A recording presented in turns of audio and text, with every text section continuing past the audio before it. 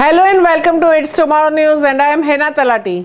Elsa has now turned into a tropical storm and is forecast to strike Florida before moving up to the southeast coast, bringing wind-whipped rains to the portions of Georgia, Carolina and Virginia. Tropical storm Elsa sweeps north from the Cuba, and now the parts of the Florida and southeast US are in the line for heavy rain and strong winds. The tropical storm exits the Caribbean region and storm warnings are up for the most of the western Cuba and most of the west coast of Florida. A storm surge warning is also in effect for the Florida's west coast from the Cape Coral through the Tampa Bay into the Big Bend area. Elsa will brush along the coast of southwest Florida on Tuesday before making landfall along the northern half of the peninsula on the Gulf side. It is predicted that the Wednesday the winds will peak around 65 miles per hour, and afterwards the storm will travel through the Georgia and Carolinas on Thursday and Friday.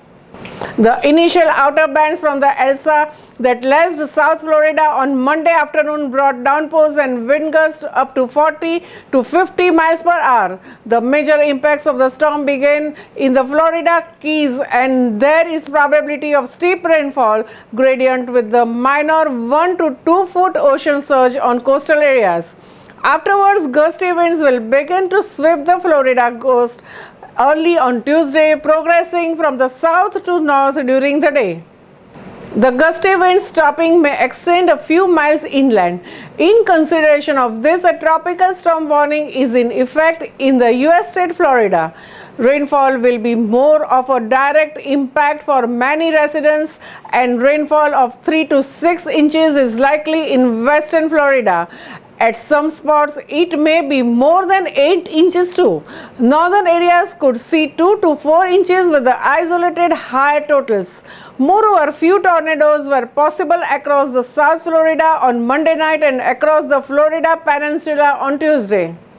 Agencies have also indicated that isolated gusty winds up to 60 miles per hour are possible over the waters and the beaches of Tampa Bay if Elsa is able to take advantage of warm Gulf waters to maintain the strength. This condition could kick up a surge of 2 to 4 feet according to the modeling from the Hurricane Center. On Wednesday, it is forecasted that Elsa will sweep across the southeast Georgia and will eventually be shuttled up the northeast coast of the Carolinas on Wednesday night into the Thursday. It may finally exit towards the northeast away from the Outer Banks on Friday. Meanwhile, there is a risk of tropical storm conditions and storm surge impacts along the coast of Georgia and the Carolinas. Tropical storm conditions and dangerous storm surge with hurricane condition had bashed into the portion of eastern Cuba beginning early Sunday, with the tropical storm conditions possible in central Cuba Sunday night and Monday. On Monday evening, Elsa was steering over the western Cuba and was centered 30 miles east of Havana. Then it headed towards the northeast.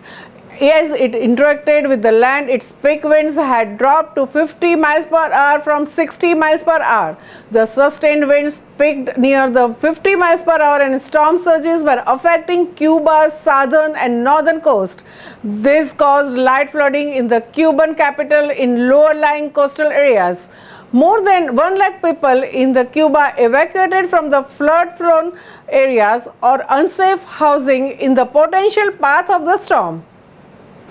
Elsa has caused at least 3 direct deaths and several damages to infrastructure and agriculture in Caribbean islands southeast of Cuba like St. Lucia and Dominican Republic.